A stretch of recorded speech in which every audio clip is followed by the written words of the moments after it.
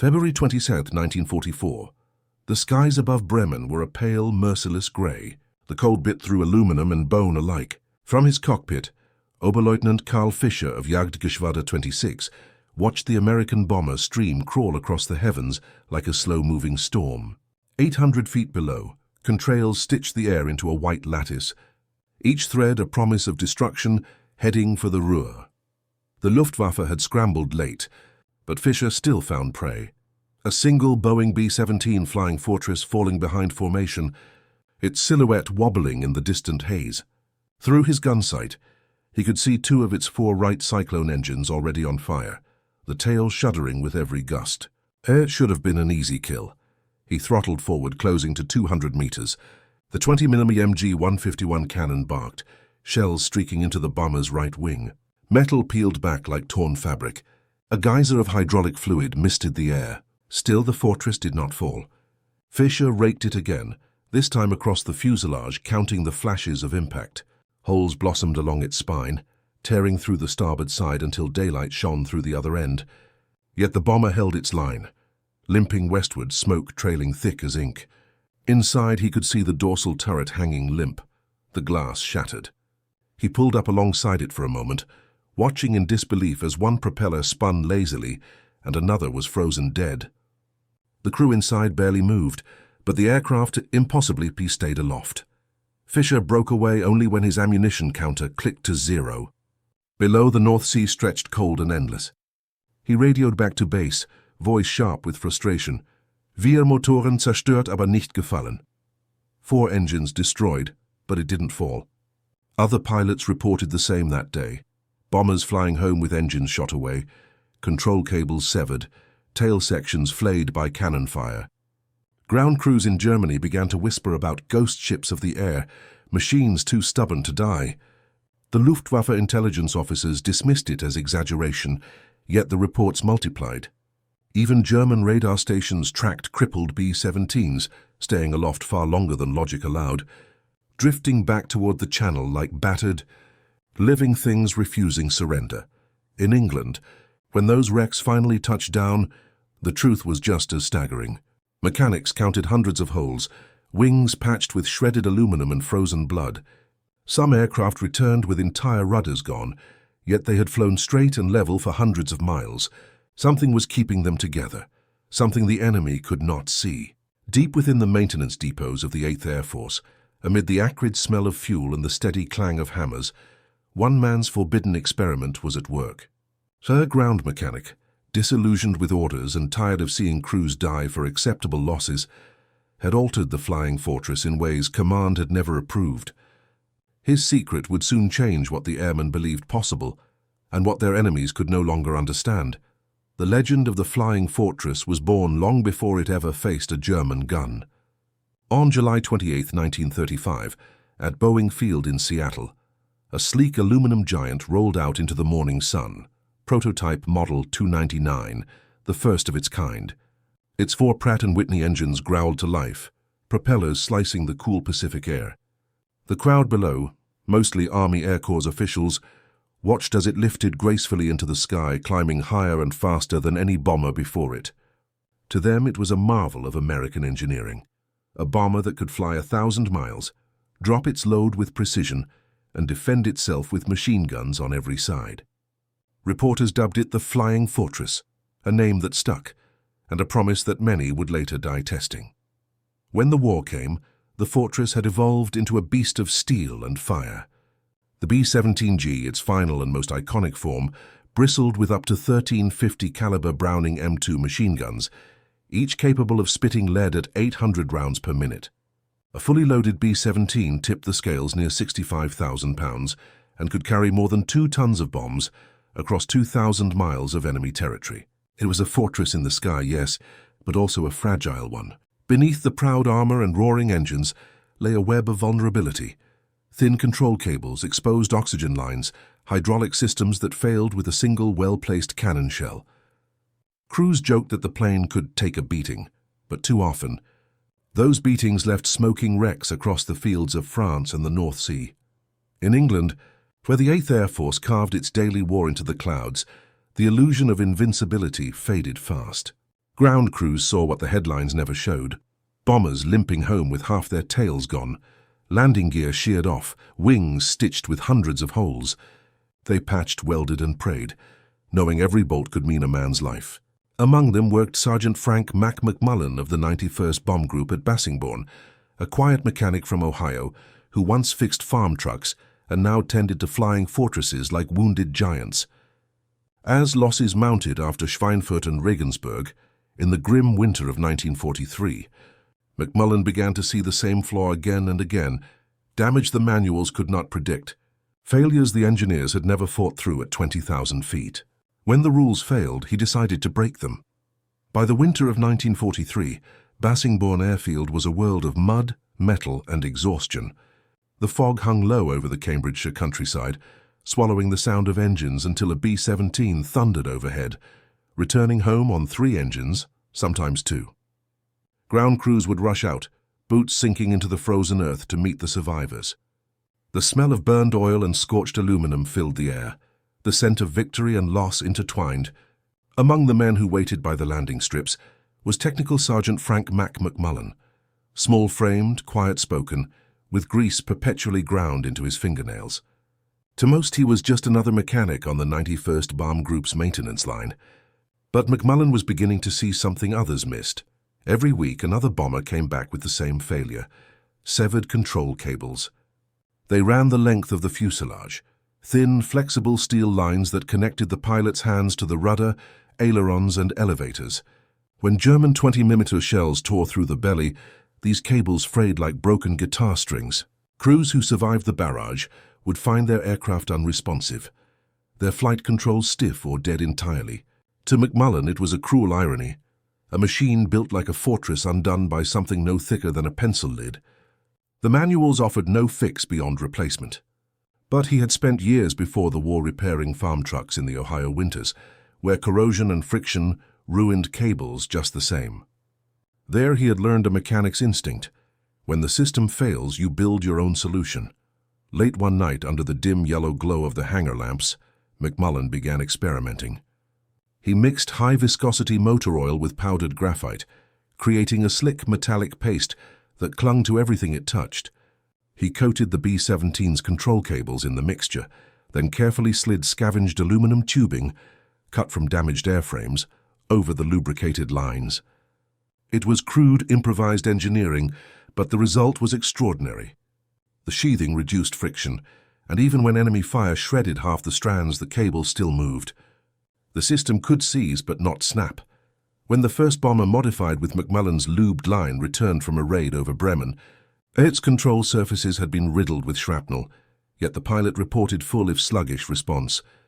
Word spread quietly among crews who called it Mac's trick. Pilots requested his maintenance bay before every mission, believing his touch gave their fortress a fighting chance. But the officers were less amused. His methods weren't in the Boeing manuals. They weren't approved by Wright field engineers or the Air Technical Service Command.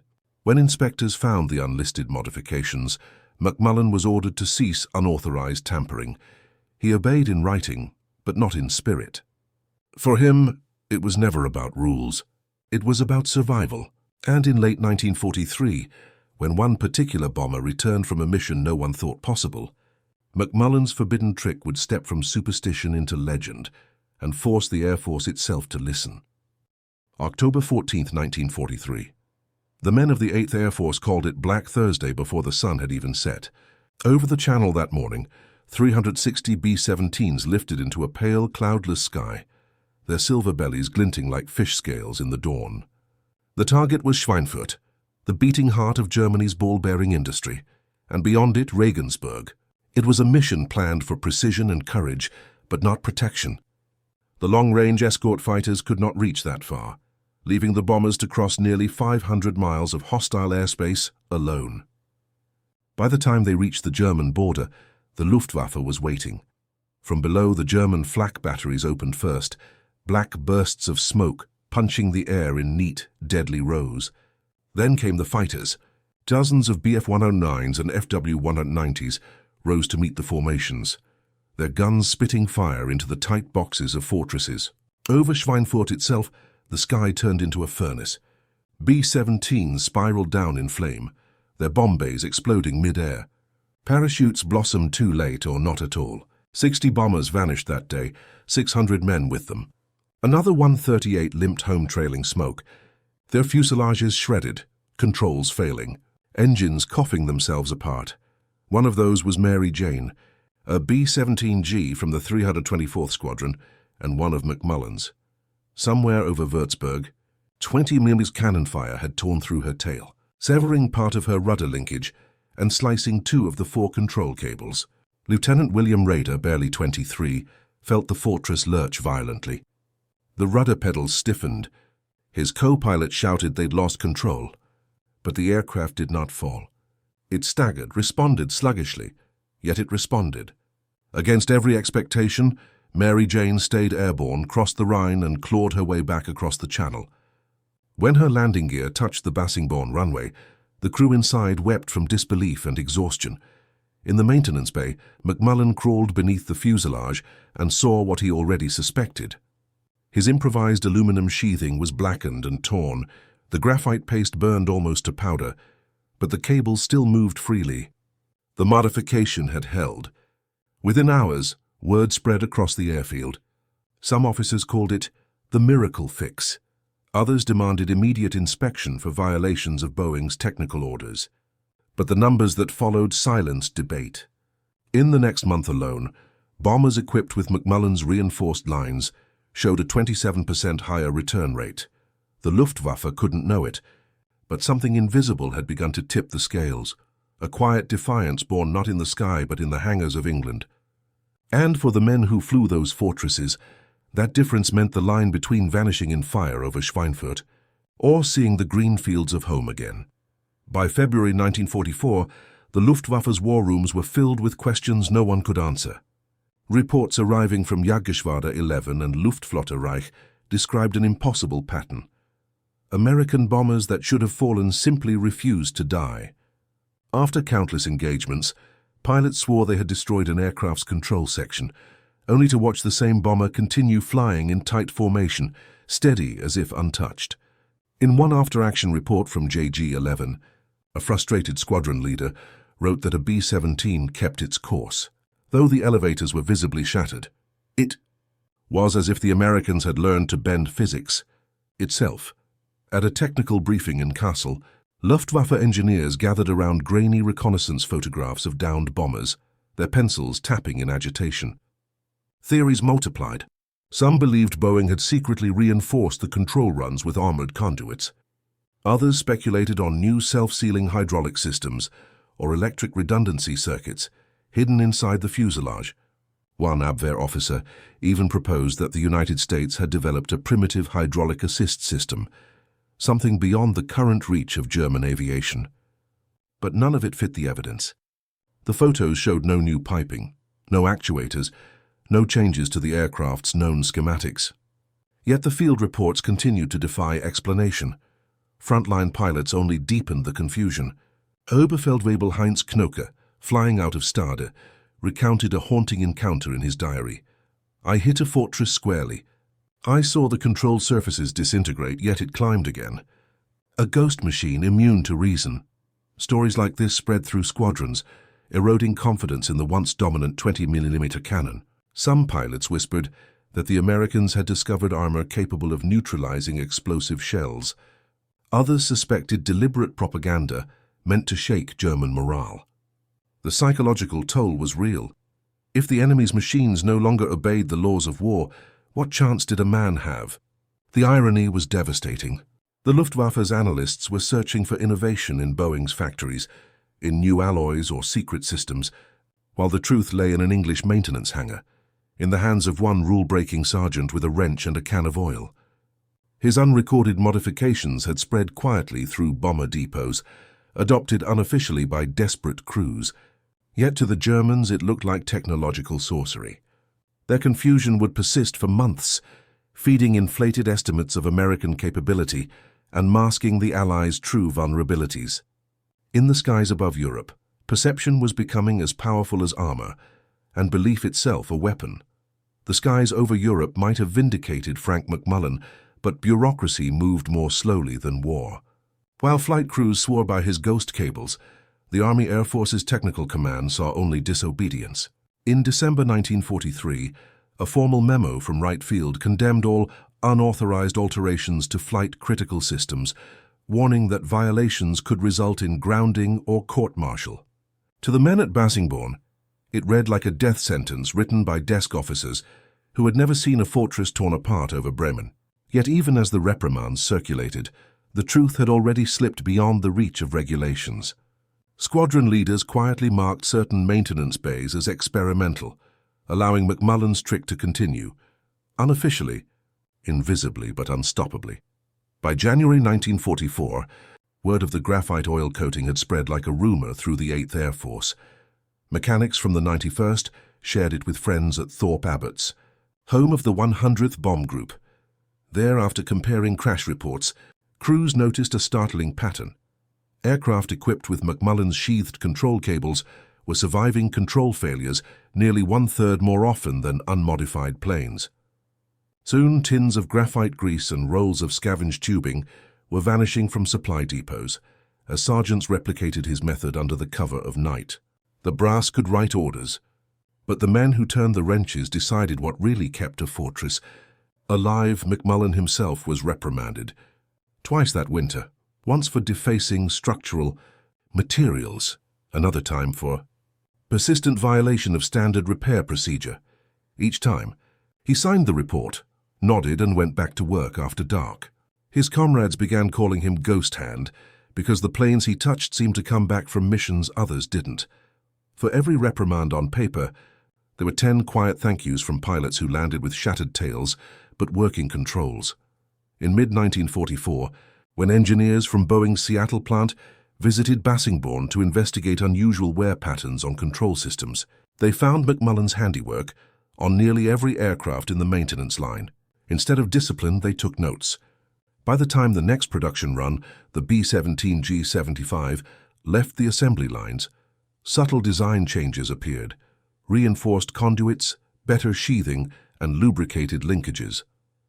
No document bore McMullen's name. No citation recognized the origin.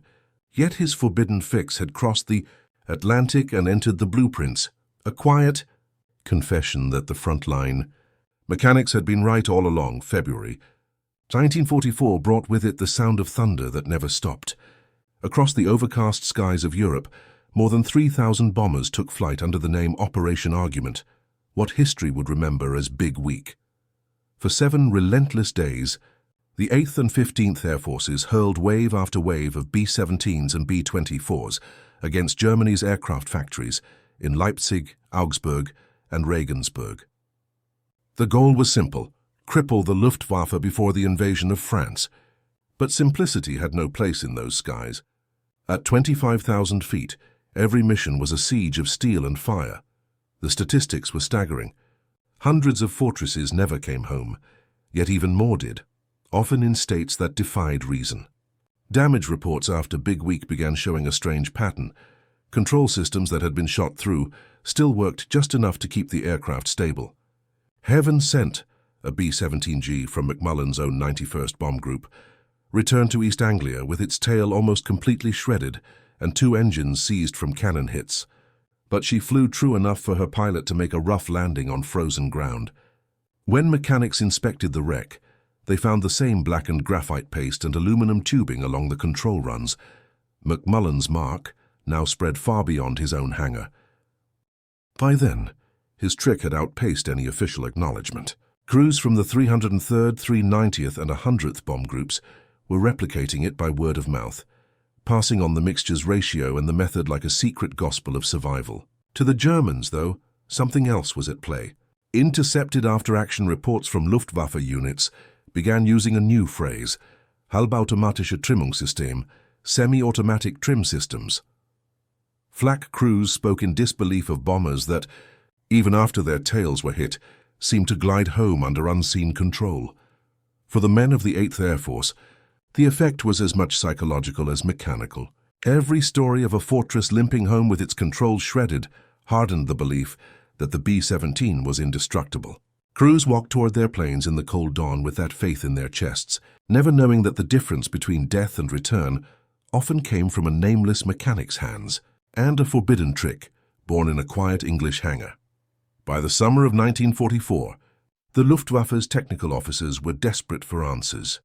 At the Rechlin test center, Germany's secret heart of aeronautical research, engineers gathered around the charred remains of downed B-17s recovered from fields across France and the Low Countries. Each wreck was a mystery. Some fortresses revealed unusual metal sheathing along their control cables, thin aluminum tubes fused by fire, but still intact. Others showed nothing of the sort. Ordinary steel lines frayed and severed by shrapnel as expected. The inconsistencies infuriated the analysts. If this was a new Allied design, why wasn't it standardized? Why did some aircraft seem nearly indestructible, while others tore apart like paper? Lacking a clear explanation, the Rechlin reports turned speculative. The engineers proposed that the Americans had developed a dual-cable redundancy system, or even a primitive form of self-adjusting trim controls. The Abwehr technical branch added its own layer of imagination, suggesting hidden hydraulic assist mechanisms, a theory that, while elegant, had no physical evidence to support it. Still, the command needed an answer, and so a flawed one became doctrine. Orders were issued to Jagdgeschwader units across northern Europe. Target the cockpit and engines. The rest cannot be destroyed by conventional means. The new tactics had consequences. Luftwaffe pilots began closing in at shorter ranges, seeking to strike at the nose of the bomber formation, where they could aim directly at the crew. But closing distance meant stepping into a storm of 50 caliber fire. The B-17's 13 Brownings, manned by disciplined, furious airmen, tore through attacking aircraft with deadly precision. What was meant to counter Allied resilience instead accelerated German losses. Intelligence summaries from mid-1944 read like admissions of disbelief. American aircraft appear to possess self-healing characteristics, one report concluded grimly. The myth had taken root, and it was costing lives.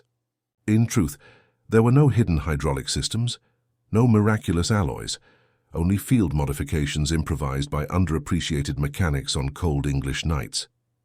Yet the German misinterpretation reshaped the air war. As they adjusted their tactics around a phantom innovation, the real shift was happening elsewhere, in the growing dominance of Allied air power, preparing the skies for D-Day. By the closing months of 1944, America's industrial war machine was operating at a fever pitch. The B-17 flying fortress, once a marvel of experimental aviation, had become a symbol of unstoppable production. From Boeing's vast Seattle plant to Douglas in Long Beach and Vega in Burbank, assembly lines thundered day and night. More than 4,500 bombers rolled off the lines that year alone, their gleaming aluminum skins reflecting the glow of factory lights that never went out. Each aircraft represented nearly 55,000 man-hours of labor, 19 tons of metal, and a living network of supply chains stretching across an entire continent. The American answer to attrition was not caution, but creation. When one fortress fell, another two took its place. Hidden within that surge, however, was a quiet evolution. McMullen's forbidden lubed line trick, born from frustration in a cold English hangar, had found its way into official paperwork, though no one dared name him. Technical orders began referencing enhanced lubrication procedures for control assemblies. Parts catalogues listed graphite compound, high viscosity, approved for cold weather maintenance. And in late 1944, Boeing distributed small aluminum sleeves labeled as control protection kits. To most mechanics, it was just another maintenance directive. But those who had worked in the 8th Air Force knew what it really was. McMullen's idea, sanitized and made official without ever admitting its source. While newspaper headlines praised the heroism of bomber crews and the precision of Norden bomb sites, the real miracle was happening behind the hangar doors. The invisible war of maintenance determined who lived to fly again. Each layer of oil, each improvised repair, each sleepless night under floodlights meant another crew's survival. The United States had mastered something the Axis never could: industrial adaptability. Even under fire, the system learned, absorbed, and improved. By war's end, McMullen's improvised solution had reached more than 60% of the 8th Air Force's active fleet. It was never patented, never acknowledged in manuals, but its fingerprints lay in every fortress that made it home on half a wing. From the roar of the factories to the cold silence of Bassingbourn's hangars, the genius of one mechanic had quietly threaded itself through the veins of American air power, an invention that changed the odds without ever earning a line in history. By the winter of 1944, the legend of the Flying Fortress had transcended metal and mechanics. It had become myth. Across the bombed-out cities of Europe, Luftwaffe pilots spoke of the B-17s with a strange mix of hatred and awe. Steel beasts immune to pain. One officer from Jagdgeschwader 300 wrote after a mission near Magdeburg, "You can tear off their wings and they will still fly home." What had begun as confusion in intelligence reports now festered into disbelief on the front lines. Joseph Goebbels' propaganda ministry, which once mocked American airborne arrogance, quietly shifted its tone. Mentions of B-17 resilience were forbidden in public broadcasts, not because they were untrue, but because they were too demoralizing. To admit that the enemy's bombers could survive impossible damage was to admit defeat before the dogfight even began. On the Allied side, the myth only grew. Newsreels played in London and New York showing fortresses, limping home with daylight pouring through their fuselages, the voiceover praising the spirit of American engineering. Ground crews displayed their patched aircraft like trophies, counting bullet holes as proof of endurance rather than near death. Crews developed rituals before takeoff, tapping the fuselage twice for luck, whispering to the plane as if it could hear them. They named their bombers like companions. Heaven sent, lucky lady, shoo shoo baby. Somewhere in the merging of superstition and machinery, the Flying Fortress gained a soul. McMullen's work, never acknowledged but quietly essential, became the heart of that faith. His graphite-coated cables and sleeved lines turned fragile planes into survivors, and survivors into symbols. The men who flew them believed the fortress refused to die, and belief in the chaos of aerial war was power. As 1944 faded into the bitter cold of 1945, the myth of indestructibility carried the 8th Air Force through fire and flak alike. It was no longer just an airplane. It was endurance made flesh and metal, the embodiment of human hands teaching machines to live beyond their limits. By March 1945, the war in the air had become a relentless storm. The 8th Air Force launched its largest raids yet, more than 2,200 B-17s rising into the grey dawn over East Anglia, bound for Berlin, Magdeburg, and the burning ruins of Dresden. The cold was biting, the sky streaked with contrails that stretched to the horizon. Below, the Reich was collapsing, but its defences fought with desperate fury. Flak batteries still thundered from the suburbs of Berlin, and the new Me-262 jet fighters cut through formations like silver knives. Yet the fortresses pressed on unwavering, their bomb loads spilling over rail yards, refineries, and factories that no longer mattered. Among those formations were aircraft touched by McMullen's hands. His reinforced control lines, now standard in spirit if not in name, ran through the bellies of dozens of bombers leading the attack. The reports that followed read like echoes of his defiance.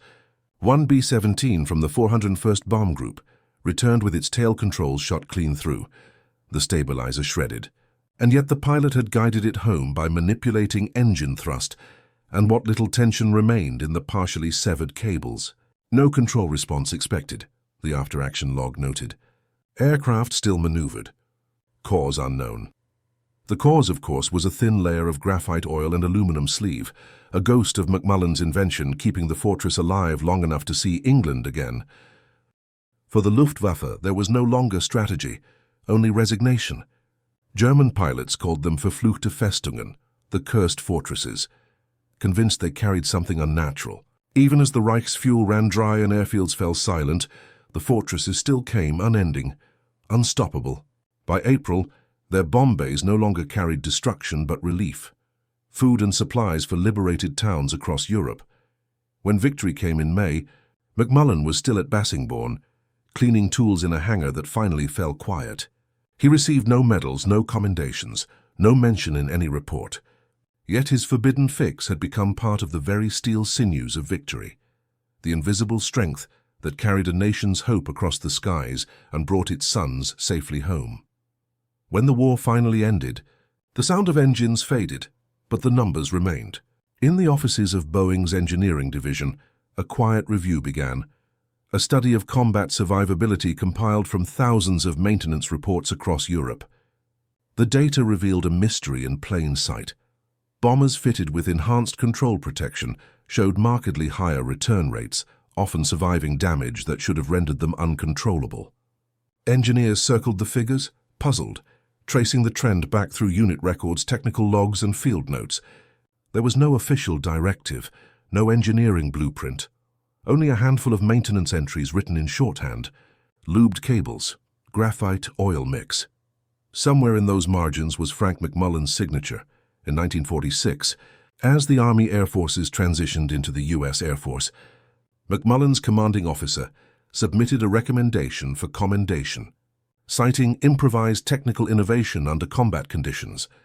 The paperwork disappeared in the bureaucratic churn of demobilization, lost among millions of returning men and dismantled squadrons.